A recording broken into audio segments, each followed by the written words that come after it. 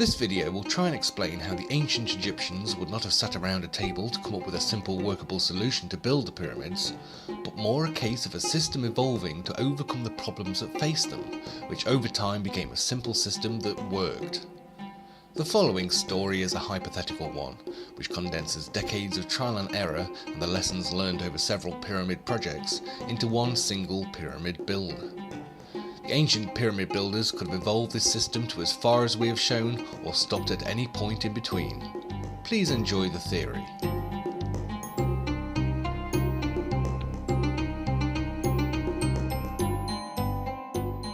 Before the Aswan High Dam was built, the Nile would overflow and flood.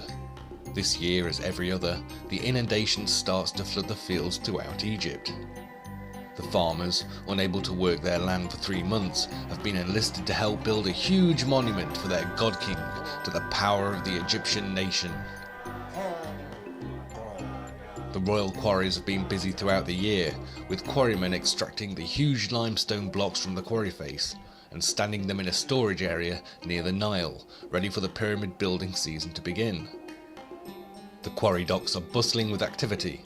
The quarrymen are keen for the block transport manager, Bob, to clear some space in the storage area, and the managers down at the pyramid building site, Jeff and Eddie, are keen to get started, utilising their huge influx of staff, and all they are waiting for are the building blocks. However, all is not well down at the quarry port. After a huge effort, the loading team managed to get the 10-ton block onto a wooden raft. They all pull together and drag it down the jetty into the mighty Nile. As the raft slowly leaves the jetty and enters into the water, it immediately turns over, with the block hanging upside down under the raft. Bob's heart sinks, and he watches as all his workers scurry around to drag the block back out of the water. A few hours pass while the loaders readjust the block, so that it is, yet again, on the raft. And once again they try to float it.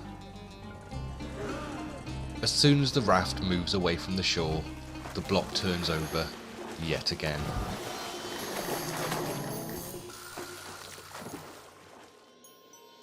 Unsure of what action to take, Bob suggests adding even more material to the raft and trying again.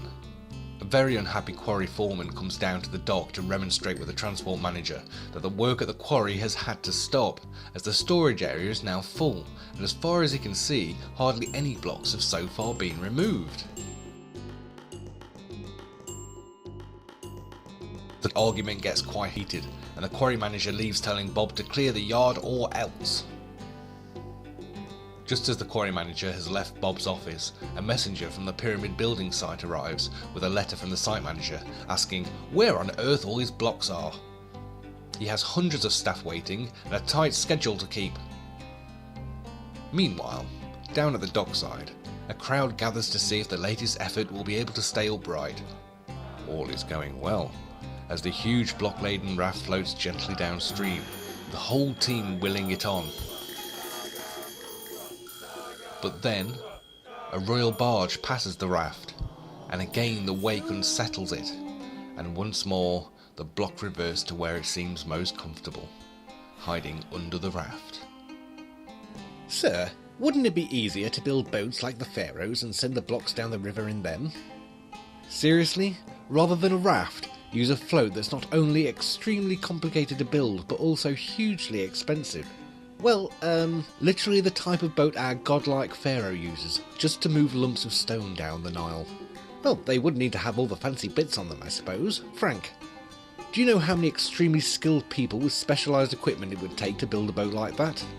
How many tons of very expensive cedar wood you'd need, which would need to be floated in from Phoenicia hundreds of miles away, and then shaped into planks, seasoned, drilled with thousands of holes with huge lengths of high quality rope to tie it all together, and then each of those technically brilliant boats would need a full and very experienced crew to man it. It's a bloomin' expensive way to move lumps of stone down the Nile, Frank. Fair point, sir. Anyway, it just occurred to me that it'd be us lot who'd have to find a way to load it every time.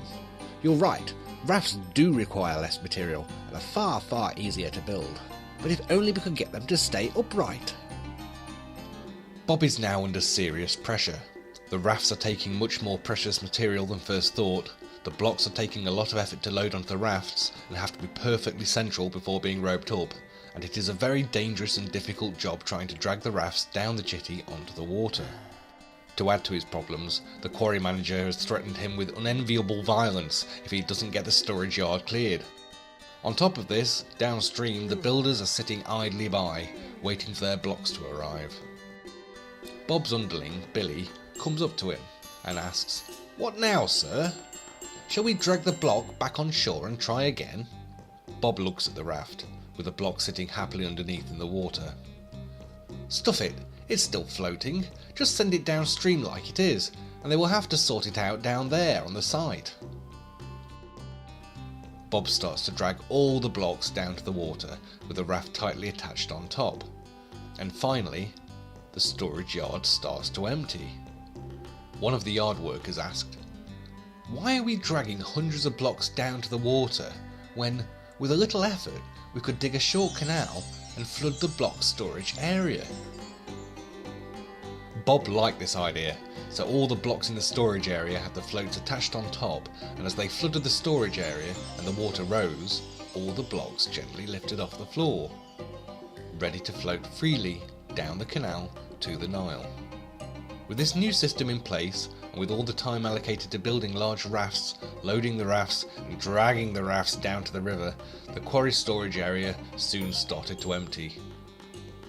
With the blocks tied under the rafts, a lot less material was required to float them. But Bob's problem now was that they were running out of the rare timber, and so loading was about to come to a grinding halt, and Bob had no idea what to do.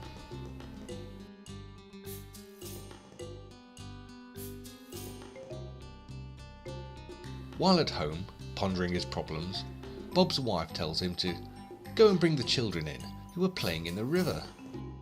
He walks to the riverside and smiles as he watches a bunch of kids diving off a raft they had all made by weaving papyrus stems together, and the younger children floating on top of their parents' air-filled leather water bags. As he watches the fun-filled idyllic scene, it suddenly struck him that he didn't need to use expensive hard wood to build the rafts, but instead he could save time and resources by using ubiquitous materials already around him. The next day, he sent word to all the local households that there was a job for everyone, no matter what their strength or mobility, making papyrus rafts and inflating old animal skins.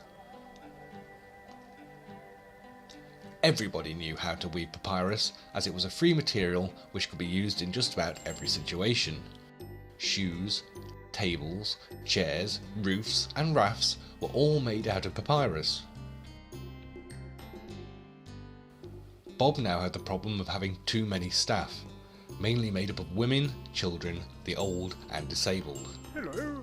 But because there was now little heavy lifting and dragging involved, and raft making was no longer a specialised trade, he was able to allocate more men to the quarry team to speed up block production.